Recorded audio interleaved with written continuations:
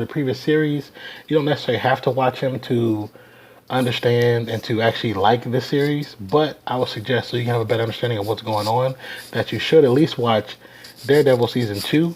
And of course, all the other ones they only have one season, so watch those 4 seasons. I think you'll be totally fine. And Defenders is basically a culmination of almost 4 years of television, Netflix television, and this all comes ahead right now. And it's really good. It's really, really, really good, and I enjoyed it. Like I said, I can't help but keep saying that I enjoyed it because it actually is good.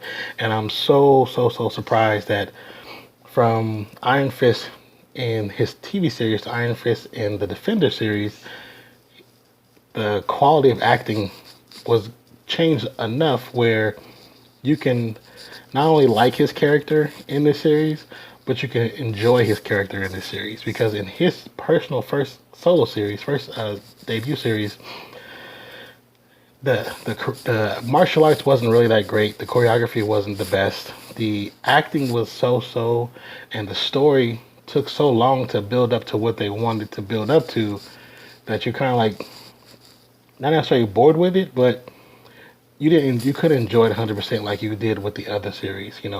Luke Cage, they could have stopped at episode 7 and been done with it because once Cottonmouth was killed off, it just changed the whole thing. And then, of course, Jessica Jones, I really enjoyed her whole series from beginning to end. I think it's not your typical comic book movie. I think it's truly like it's a dramatic series, and it was actually the acting and how Kilgrave is portrayed in that storyline, so good. Like the guy who plays Kilgrave actually, who also plays Doctor Who, is an excellent actor. And then for Daredevil is like a courtroom drama. It's not really a comic book story. It's a courtroom drama. It just happens to be in the same world as this comic book story, and that's what actually makes it so good because it's so much more going on around it that it's just Daredevil is just like the icing on the cake, and the story itself is actually still good. Because even if it was just a regular story without the Daredevil situation, I think it'll still be successful on Netflix. But my I'm actually happy that they only did 8 episodes. I probably could have, just for me because I like to see the characters in their element, like the fighting and doing what they do best, like using their powers and their strengths. I could have seen another episode or two, but that's just me. But they didn't have to. They could have actually dumbed down episodes 1 and 2 and kind of even melted them together, and it could have been just 7 episodes. But I appreciate the 8 episodes. So in some points, it felt a little rushed, even though with the development of the hand, it wasn't as, how's the best way to say it? The hand wasn't as fearsome as they were made to be in all the previews. Because in the previews, you hear Stick saying that when the hand when the hand comes, it's going to be this all-out war. And even when you go back to Daredevil season 2, and there's the flashbacks with Stick and Elektra, he constantly talks about this war that's coming, this war. But when you get into the Defenders, the war is not really a war. It's just a little small fight. It's like, you stepped on my shoes, we're going to fight, and then we're going to go our separate ways. Some people might die, some people might not, but we're going to go separate ways. And that's kind of how I felt about this series. I felt that the individual characters who make up the hand, all the five fingers that make up the hand, they're definitely good characters. I enjoyed them. I don't want to give away anything. No, don't want to spoil anything. But I enjoy the different characters. Like I said, we all know about Alexandra and Sigourney Weaver. Her character from the beginning was intriguing and interesting, especially with how we're introduced to her.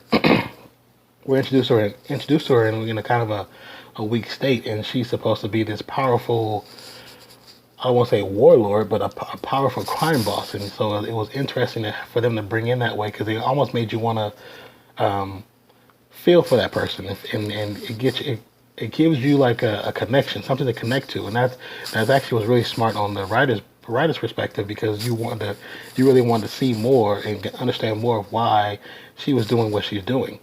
Once again, I don't want to give away any of the TV show because I want people to watch it for themselves and enjoy it. Because too many spoilers right now would just kill it for those who haven't watched the last episodes or any of the series at all.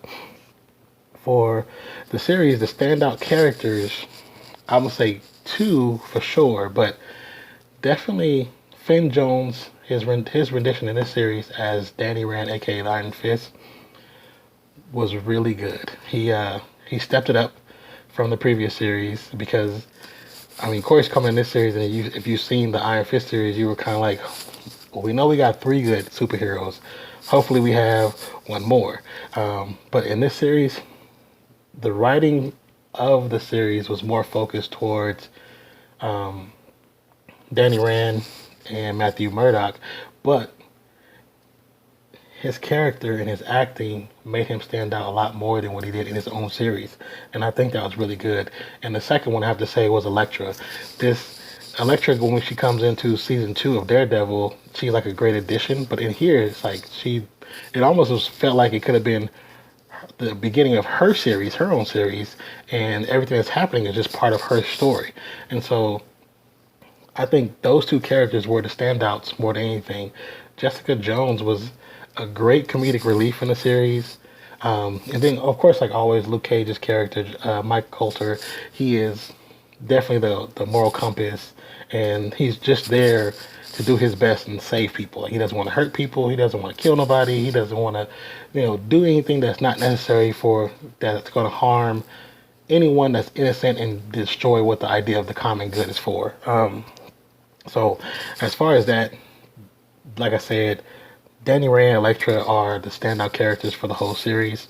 The series as a whole, like episodes 1 through 4, like I said, 1 and 2, you need it, but they're not really needed because for somebody who's watched all the series, I probably could have jumped into the middle or end of 2 and still been okay with watching everything from that point on.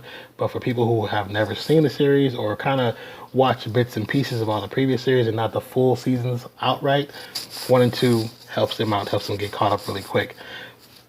3 and 4 were great ensemble cast series where it wasn't just the 4 that made the series those episodes really good. It was everybody else, the extras, the ensemble, as far as Claire, as far as Colleen Wing, as far as Misty.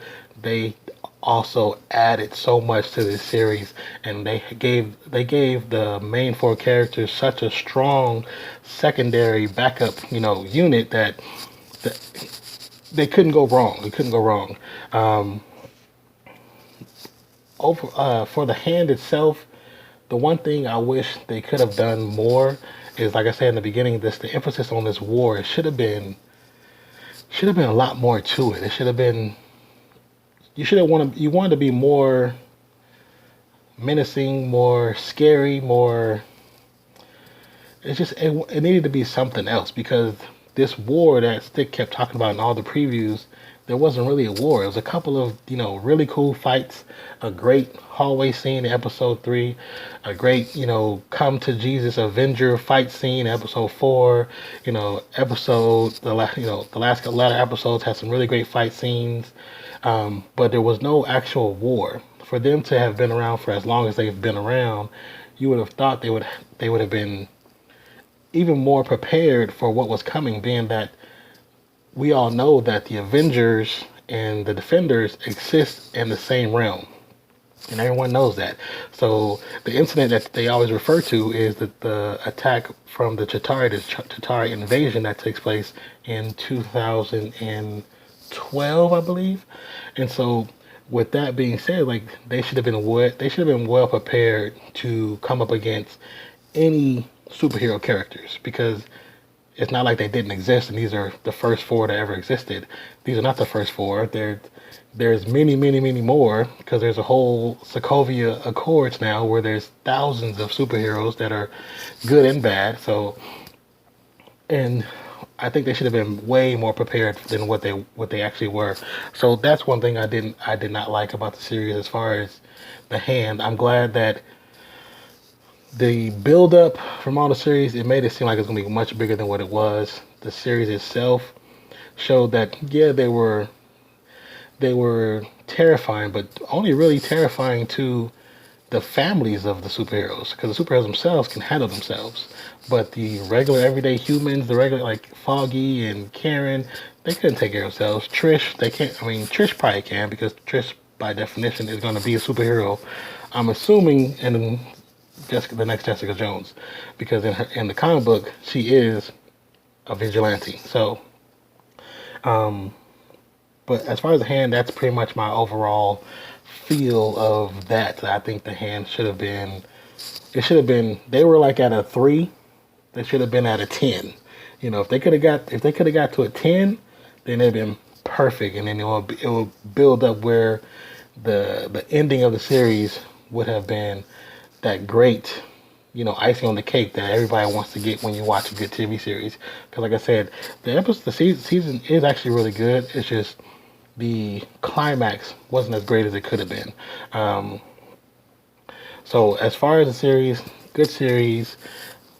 Not the greatest villains. Still, right now, as far as the TV Netflix series, the best villains are Kilgrave and Wilson Fisk. Madame Gal, I think she's actually still a really good villain, but the Hand as a whole, not the strongest villain. They're kind of like the Hand is basically they're actually a part of Hydra, but it's a long distant part of Hydra. The the people from the Hand, a long time ago in like 1500, actually started. They started Hydra. So, and Hydra was started in Japan, and then it kind of branched out and became what it is now. So, we're not gonna get into that because that's a whole nother thing.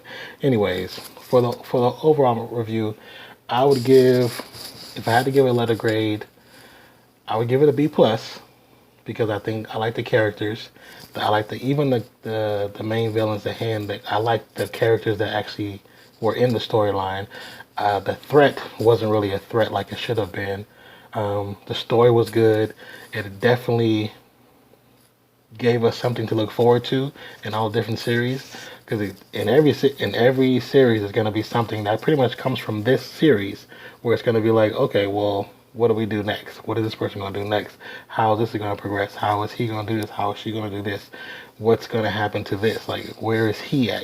So um, like I said, all this series is going to definitely leapfrog to every series, and it's definitely going to be. I'm very curious as to how the next season of Daredevil is going to be. Is once you watch it and you get to the end, and just wait till past the very very end, just like they do everything. It's always something extra, but it's going to be interesting how they get into the next season of Daredevil, which has already been announced a long time ago. They already announced they're going to do a season 3. So I'm very, very, very happy with this series. I enjoyed it. It was great to watch. It was entertaining. I had fun. I binged it like crazy. I even watched some episodes more than once because I wanted to understand some things. But I would say I give it a B plus. I hope you enjoyed this review. Like I said, I don't want to give any spoilers, but hit that like button, subscribe if you're new, join the family, grow with us and build with us. Once again, my name is Jason. This is NonPfixion, and in the description, I'm going to have some links that are going to give information about the Marvel Netflix series as far as the timeline. There's going to be links to videos that talk about the future of Marvel Netflix. There's also going to be links to videos that talk about future Marvel projects. So just check those out. Leave a comment. Subscribe to the channel.